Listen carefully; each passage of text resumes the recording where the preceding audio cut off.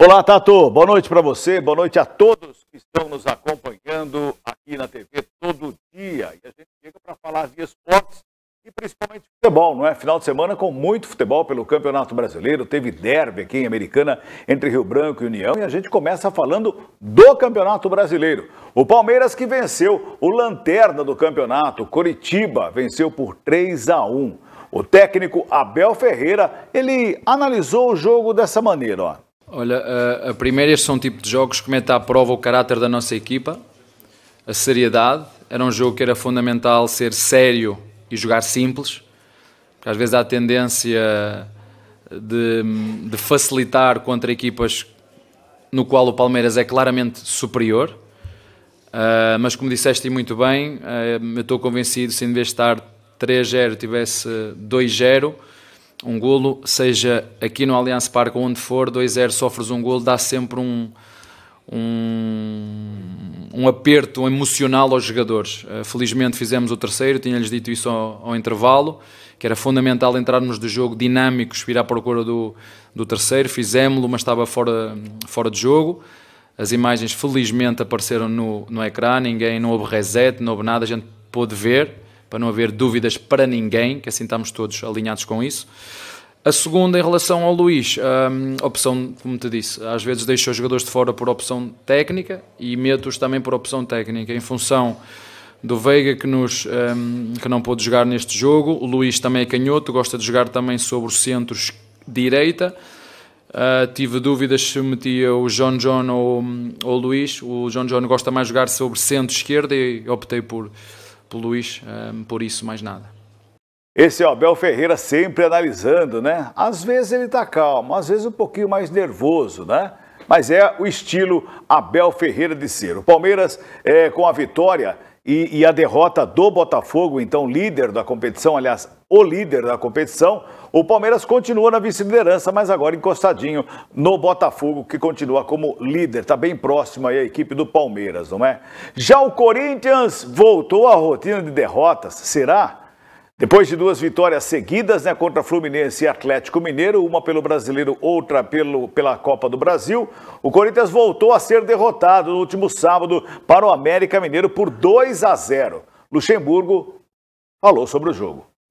O jogo de hoje eu tirei o Bidu. O Bidu teve um desconforto, né? No adutor, que a gente tinha uma lesão antiga, tem uma fibrose ali, mas estava tranquilo para jogar. Mas eu optei porque uma lesão agora de adutor, 5, 6 semanas, aí você perde o jogador não sei quantos jogos. Então, preferi deixar ele fora, né? E mantive os 3 zagueiros. O Renato também ficou fora. O Renato entrou no jogo passado porque era um jogo que só tinha mais um jogo para passar para a fase seguinte ou não. No Campeonato Brasileiro nós temos bastante jogos, então tinha que economizar o Renato, já pensando em quarta-feira, e também evitar também que uma sobrecarga pudesse dar uma lesão, trazer uma lesão para ele. Tudo isso tem que pensar, né? Então assim, eu acho que o jogo foi um jogo ruim, as duas equipes sairiam um gol de pênalti para nós, ou falta para nós, ou falta para eles, como aconteceu o pênalti para eles, aí saiu na vantagem. Depois acharam o segundo gol ali, na hora que eu fiz as trocas. Mas acho que agora contra o Del Valle, né? Nós temos um dia para descansar, vou dar uma folga para eles ficarem um pouco com a família, final de semana, né? Porque não está ficando muito tempo concentrado. E projetar o jogo seguinte como um jogo importante da Libertadores, né? Eu procurei manter a equipe para dar mais sequência, mais dar conhecimento, mantive os 3 zagueiros, porque é uma coisa que aconteceu boa, para dar segurança, né, para poder liberar alguns jogadores no jogo. Vamos saber que hoje, a gente tem muito tempo de janela, né? Saber que hoje nós teríamos uma queda. É normal. Você vem de porrada, aí você consegue dar uma crescida e faz um grande jogo, em que tipo, consegue uma vaga que ninguém acreditava, o emocional vai lá em cima e depois dá uma... Então eu sabia que era isso e eu tentei administrar, tentei jogar o pessoal para cima, né, para se motivar bem para o jogo. Eles entraram motivados, mas nem a parte física, a parte mental, né, da necessidade de buscar o resultado contra o Atlético, ela prevaleceu, né? Então tive um desgaste mental muito forte, né, concentração absoluta. Então é normal que hoje tivesse uma queda, mas infelizmente o pênalti saiu contra nós e aí acho que foi a decisão ali no jogo. Não tem que culpar, o árbitro faz parte. Hoje em dia qualquer coisa quebra a mão, Então não tem que dizer que é o árbitro todo culpado, não tem culpado. Luxemburgo, hein? Quanta história conta Luxemburgo, não é, gente? Meu Deus do céu. O Corinthians volta a campo nesta quarta-feira, às 7 horas da noite. Isso pela Libertadores da América contra o Independiente Del Valle. Olha, jogo de decisão para o Corinthians. Derrota, um abraço à Libertadores só no ano que vem. Uma vitória, continua vivo e vai brigar pela classificação na última rodada da Libertadores da América. E é quarta-feira, tá? Depois de amanhã. Outro clube do estado de São Paulo que jogou e perdeu foi o São Paulo. E de virada, hein? Perdeu para o Internacional de Porto Alegre por 2-1 depois de estar vencendo por 1-0. Foi a segunda derrota seguida do tricolor sob o comando de Dorival Júnior, que falou sobre a derrota. Bom, eu acho que houve um descontrole em 15, talvez 20 minutos do primeiro tempo e nós pagamos um preço muito alto, né? Que foi bem o momento em que tomamos a virada. O time sentiu um pouco, é um fato natural. Nós espelhamos a marcação em relação à equipe adversária. O Grêmio se sentia muito confortável jogando aqui dentro e na maioria das vezes em que teve uma equipe que marcou com 2 linhas de 4, o Grêmio sempre saiu com vitórias. Então nós tentamos criar uma situação que, espelhando a marcação e o posicionamento em relação ao Grêmio, nós pudéssemos criar um fato novo e de repente surpreendê-los. Eu acho que o primeiro tempo nós vínhamos jogando com segurança, com tranquilidade, fizemos o gol, não tínhamos motivo nenhum para nos desesperarmos de repente. E o Grêmio adiantou um pouco a marcação, nos daria possibilidades de contra-ataques, era só termos uma aproximação um pouco maior, não aconteceu, foi onde o Grêmio conseguiu ter um pouco mais de domínio do jogo. Voltamos para um segundo tempo já com uma mudança, tanto de comportamento quanto de posicionamento.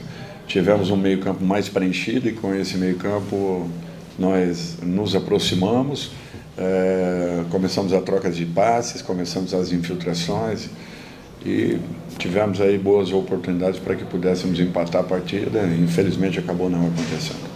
O tricolor volta a campo na quinta-feira pela Sul-Americana. Uma vitória significa classificação à próxima fase em primeiro no grupo. O jogo será no Morumbi contra o Tolima às 7 da noite. É o tricolor em campo. Vamos falar do derby. Mais um derby entre Rio Branco e União Barbarense. E esse derby, meu Deus do céu, hein? Os dois times protagonizaram aí um dos piores de toda a história do futebol das duas equipes. Fraquíssimo, tecnicamente falando, as duas equipes. E olha, em todos os termos do jogo, fraco, tecnicamente, a categoria, a tática. Nada em campo. Deu tristeza de ver um derby como foi o do último sábado entre Rio Branco e União Barbarense. Melhor para a União, que venceu por 1-0, né, e se aproximou muito de uma classificação à próxima fase. Porém, do outro lado, o Rio Branco está afundado na 5ª posição do grupo, na zona de rebaixamento para a 5ª divisão do estado de São Paulo. Situação lamentável do Rio Branco, não é?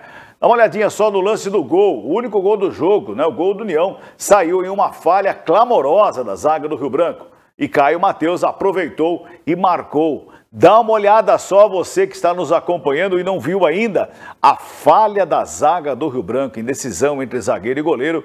O Caio Mateus não quis nem saber da indecisão. Ele foi lá, toca na bola por cima do goleiro, faz o gol, único gol do jogo que dá vitória à União Barbarense e um passo muito próximo à classificação da próxima fase. Já na manhã desta segunda-feira, a diretoria do Rio Branco demitiu o técnico Marcos Gripe e também no pacote o auxiliar André Ricardo. Só para fechar, o Rio Branco, como eu disse, é o 5º colocado, 7 pontos ganhos. Lembrando que só se classificam 4 à próxima fase da Bezinha do Campeonato Paulista. Vamos relembrar? A Bezinha é a 4ª divisão. A partir do ano que vem, nós teremos a 5ª divisão. Os clubes que não passarem dessa fase ficam na 5ª divisão do ano que vem do Campeonato Paulista. O clube que chegar na 3ª fase vai se manter na Bezinha. tem muito chão pela frente e o Rio Branco não engrena, não anda. Até o momento, o Rio Branco não anunciou o novo treinador para a competição. Tato.